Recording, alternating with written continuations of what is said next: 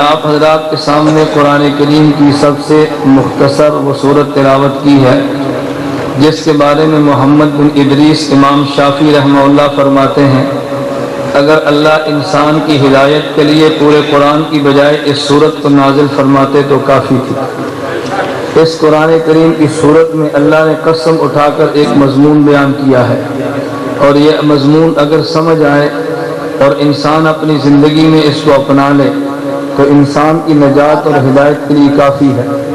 اللہ رب العزت فرماتے ہیں والعصر، قسم ہے زمانے کی، ان الانسان لفی خسر، وہی انسان کامیاب ہوگا، الا الذین آمنوا، جس کا عقیدہ ٹھیک ہو، وعملوا الصالحات، اعمال نیک کرتا ہو، وتواصوا بالحق، صحیح عقیدہ اور نیک اعمال کی دعوت دیتا ہو، وتواصوا بالصبر، اور اگر اس دعوت کے حالات مخالف ہو جائیں تو جرأت کے ساتھ اس کا مقابلہ کرتا ہو۔ جو انسان یہ چار کام کرتا ہے، میرے اللہ نے قسم اٹھا کر اس کی نجات کی ضمانت دی ہے۔ ان میں سے پہلی بات کہ انسان کا عقیدہ ٹھیک ہو۔ عقیدہ کسے کہتے ہیں؟ عقیدہ عربی زبان کا لفظ ہے، عقیدہ عقدہ سے بنا ہے۔ عقدہ عربی زبان میں گرہ کو کہتے ہیں۔ ایک ہوتی ہے گرہ جو نظر آئے، ایک ہوتی ہے گرہ جو نظر نہ آئے۔ نظر آنے والے کی گرہ کو عقدہ حسی کہتے ہیں، اور جو عقدہ نظر نہیں آتی اس کو معنوی کہتے ہیں۔ بعض چیزیں انسان اپنی آنکھ سے دیکھتا ہے جو انسان کے دماغ میں ہے، بعض انسان چیزوں کو دیکھتا ہے اس آنکھ سے جو دل کی ہے۔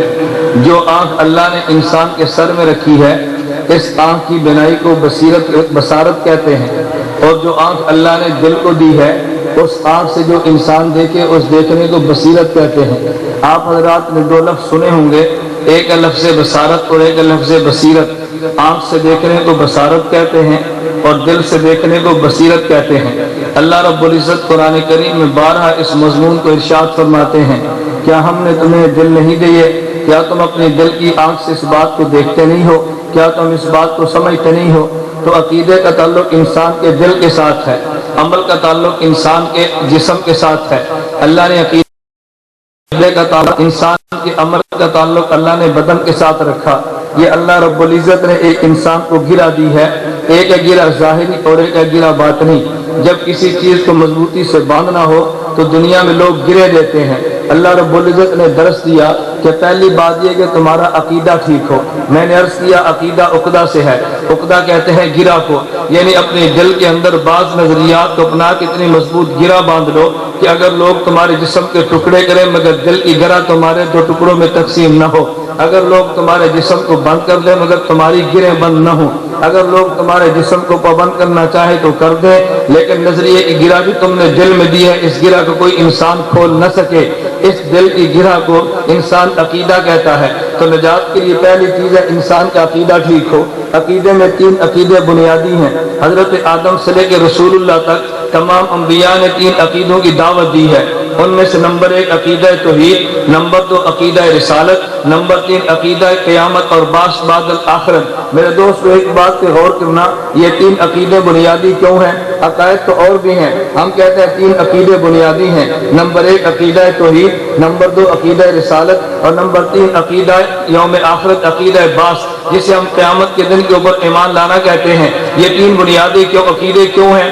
اس کی وجہ یہ کہ اللہ خالق، ہم مخلوق، اللہ معبود اور ہم عابد۔ اللہ نے پیدا کیا اور پیدا کرنے والے کی بندگی ہم نے کرنی ہے، تو ایک مانیں گے تو اس کی عبادت کریں گے، اللہ کو مالک مانیں گے تو عبادت کریں گے۔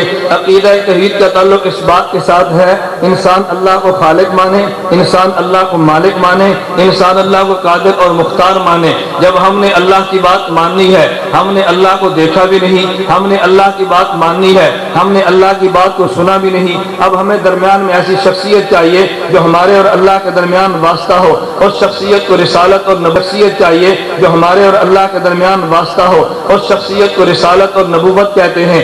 اس لیے درمیانی شخصیت پر ایمان لانا اسے عقیدہ رسالت کہتے ہیں۔ نمبر تین، ہم نے اللہ کو مان لیا، ایک آدمی نے اللہ کو نہیں مانا، ہم نے پیغمبر کی ذات پہ ایمان لے آئے، ایک آدمی نبی کی ذات پہ ایمان نہیں لاتا، اس کا نتیجہ کیا ہوگا؟ ہم دنیا میں دیکھتے ہیں کہ اللہ کو نہ ماننے والا وہ دولت زیادہ رکھتا ہے، اللہ کا نام لینے والا فاقے کاٹتا ہے، رب کا نام نہ لینے والا وہ آزادی کی زندگی گزارتا ہے، اور رب کا نام لینے والا وہ جسم پہ کوڑے کھاتا ہے۔